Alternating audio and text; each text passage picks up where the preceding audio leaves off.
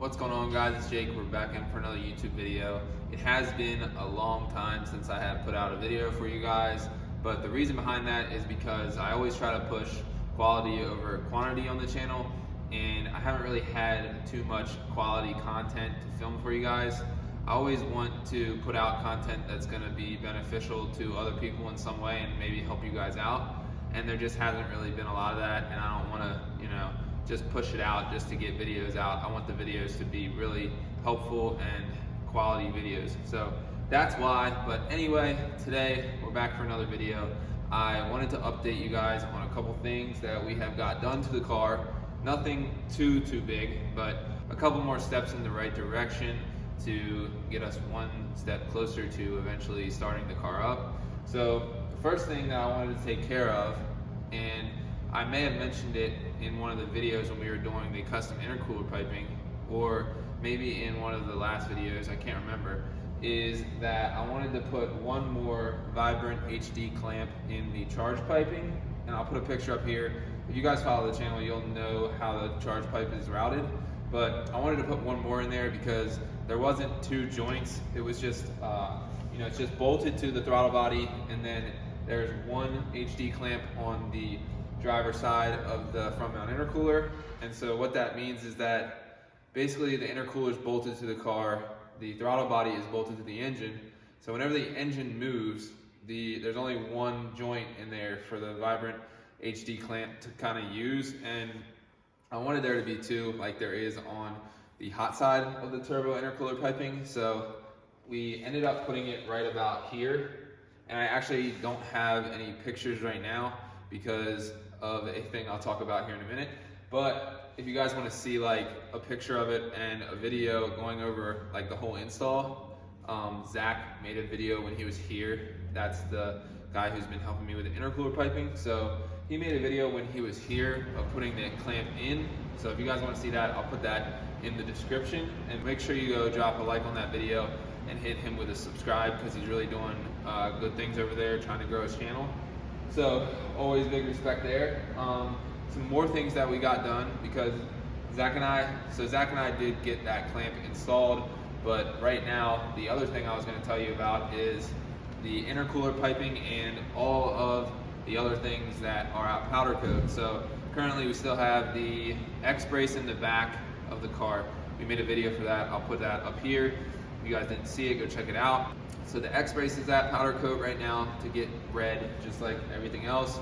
And then also the charge piping, the hot side piping, and the turbo inlet intake, basically. So that is all at powder coat, as well as the front tower strut bar. So all that stuff is there, so I'm really kind of limited to what I can do until I get it back and basically assemble everything for the final time. So that is that with the intercooler piping. Now, another thing that we got done is the top and bottom radiator hoses. I bought new hoses to use on the car for the rebuild because my old ones were blue Mishimoto ones, and by the way, if any of you guys are interested in them, I still have them and they still work properly. So if you're interested, just drop a comment. Anyway, when you get a new radiator hose, typically you have to cut a little bit off the front or the back of it, in which I had to do on both the upper radiator hose and the bottom radiator hose. But these hoses are really nice. They're black and they blend in a lot more with the engine bay. But that was a big step because that means we're ready to put coolant in the car whenever we're ready to finalize things for the startup. So that's a big step forward. The next thing that I got done was the coolant overflow tank. So I'll show you guys that a little bit more in depth here in a minute. But yeah, I got all that wrapped up, so now I don't have to worry about where to put the coolant overflow tank. Figured all that stuff out, mounted it, all that good stuff. And also, one thing that I'm very excited to tell you guys about is you guys can see the exhaust here on the ground. So this right here is the catback exhaust. So when people say that, they basically refer to the downpipe has a Cadillac converter in it typically, and they mean from the end of the downpipe to the rear of the car.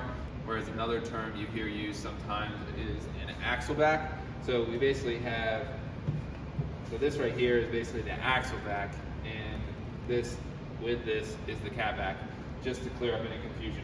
But anyway, in the mid pipe, which is this piece right here, you can see we put in a exhaust cutout. So I'm very happy with how it turned out. It's just a straight piece of pipe, a straight piece of 3-inch pipe, and you can just look that up on eBay anywhere and say 3-inch exhaust cutout or whatever size your exhaust is, and you can get one of those and just weld it into a straight piece of the mid pipe.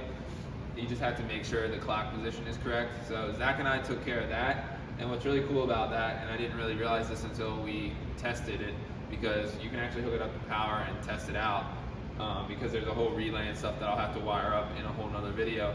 But anyway, you can use the little key fob that they send you when you get that piece, and you can open it like a quarter of the way. You can open it all the way if you want to, or you can open it halfway, or you can just keep it shut, whatever you actually want to do. So it's pretty cool that it's not just an open, closed deal. You can actually kind of modify how you want it to sound. So I'm sure it's gonna scream really loud with that piece open. It's gonna be crazy. The final thing I wanted to fill you guys in on is the headlight wiring. So that actually took me a lot longer than what I anticipated, but it's the HIDs and the ballast and the controllers and stuff that are used to basically run the headlights and make them function. That all has to be mounted properly, and of course with this car everything has to be done custom, in the sense that I have to look at it and decide where I want to put everything. So that definitely takes a lot longer than if it was a pre-ready part that like would fit the car. But I did all that on the driver's side. I mounted up all the big stuff, so like the controller, and there's a ballast, and then I did all the wiring. And what you have to do is run the wires across the car to get to the passenger side headlight. So I took care of all of that, and if you guys follow me on Instagram, you probably saw I posted a video of the headlights in action, and they're really bright, really cool stuff. But yeah, I was really happy to get all the wiring across the front of the car, because I really went into it and I had to figure it out. I didn't really know where I was going to put things. It couldn't be like it used to be, because it wasn't really all that good, and I wanted to make sure everything's right on. So I basically ran it underneath the radiator. It's got wire loom on it. It'll never cause a problem. So very happy to have that done. That was pretty much everything that I wanted to fill you guys in on. So without further ado, I'll get a better look at some of the parts and maybe mention a couple more things about them. So let's take a look at the coolant overflow tank, and we'll go from there. So stay tuned. So right there you can see the coolant overflow tank. So it was basically just a black universal tank from eBay. It was about 40 bucks, but I'm very happy with how it looks. And you can see I actually converted it to AN, and I ran it across the fan shroud over to the top of the radiator, and I have a little look-alike 6AN clamp here. That's actually a hose clamp inside of there. You can get those on eBay as well, and I like how sleek it looks. It goes right over, and it clears the charge pipe, clears the headlight. It's very close there, but it clears it. And it also has that little level on the side, that little gauge. So that way I can make sure that the coolant system is doing its thing. And yeah, so very happy with how that came out. Let's take a little look at the headlight wiring down here. So I still have the intercooler on just because Zach and I were testing out the pipes, but take that off for now. You can see right there I have what I believe is called the controller. And then all the wires, I have them just wrapped up, and I have a ballast mounted right there. So the tire won't hit it at full lock either, if you guys are wondering that. I have a couple of wire ties here. So the headlight on the passenger side is actually completely done. It will have to come back out when I put the fender on, but besides that, it's completely done and ready to be fired up. So, and now on the passenger side, you can see here is the wire loom across the car and underneath the fans to get to the passenger side. So everything on the back of the headlight here, it's a whole bunch of confusing wiring. It's not even worth getting into, but it all functions properly. So nothing we'll have to worry about there. We'll just have to figure out where we want to mount the ballast. So besides that, all the headlight wiring is completely done. Let's take a better look at the exhaust cutout. So here's the actual motor, and then this piece right here plugs into a relay that has power feeding to it and all that good stuff. I'm not going to get into that too much because I will be modifying that whole system and putting the relay somewhere safe so it's not out in the elements, but that is what it looks like. And also we can take a look at this beautiful axle back here, the Kakimoto Regu 06 and R. So that is a very special piece from Japan. It's hard to get your hands on here in America. Always sounds really good. The only thing I'm not liking about it is how it has this reduction down to a 2.5-inch flange. You can see that this mid pipe actually has like a special place where it can mount up to a stock old catback. So I did have it mounted up there, but you can see where it was leaking out a little bit. So not sure, maybe I'm thinking about getting a 3-inch flange and putting on this, just and then that way it will have like less restriction. But anytime I really plan on running the car hard, it will have the cutout open anyway.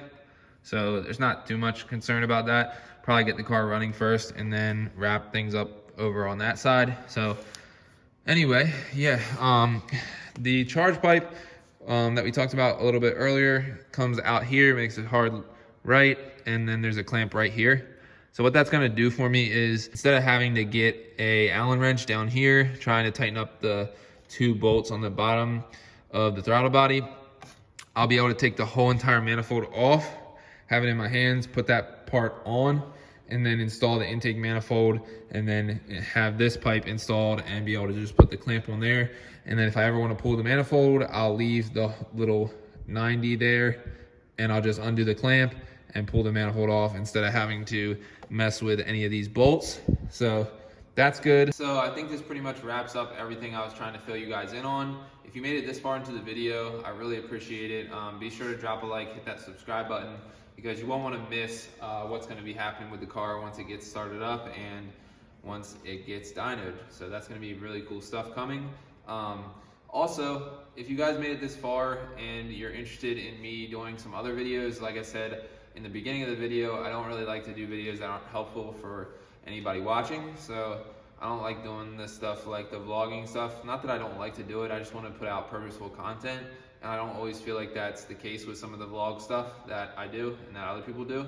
So if you guys want to see anything about a specific topic that you think I'm educated enough to fill people in on, be sure to drop a comment and let me know what that is. And maybe I'll do a little series where I answer your guys' questions, or I go into a deep dive into a specific topic about whatever your question or concern is. So be sure to drop that in the comments if you guys think of anything, and I'll try to work that into a video and see what we can come up with. So like I said, if you made it this far, really appreciate it. I'll see you guys in the next one. Peace.